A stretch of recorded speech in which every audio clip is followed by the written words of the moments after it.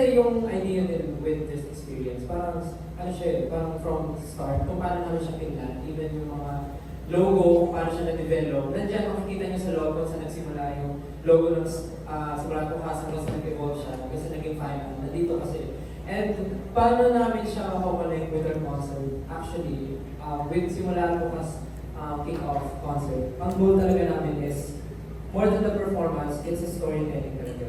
Like, we want our audience, the fans, 18, to experience kung ano talaga yung buong journey ni SB19 with our performances.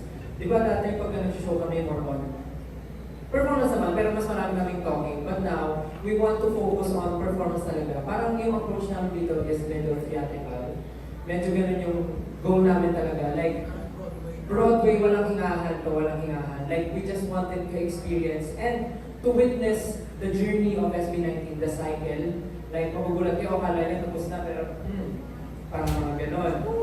Parang mga ganon, akala nyo, magsisimula pa lang tayo, pero tapos na pala. Ganon. So parang hindi natin alam kung saan namin kayo dadalahin sa concert namin. Kasi nga, bago pa lang kayo pumasok ng mismong arena, sa labas pa lang, may mga nangyayari na. So yun yung mga dapat yung mabangan. Same here. Parang from smallest details, akala nyo, nagsimula agad kami ng gano'n, pero hindi. Maraming bagay pa siyang pinagdaanan na nandito. Kaya, same na same with our concert, gano'n yung mangyayari. It's a play of emotions, play of everything. Talagang gusto namin paglabas nyo, iba yung mararamdaman nyo, excitement ulit for the day 2. So parang gano'n talaga yung goal namin. Kaya, super exciting. Kumbaga itong experience, patikim pa lang talaga to. Kung anong abangan nila for the show.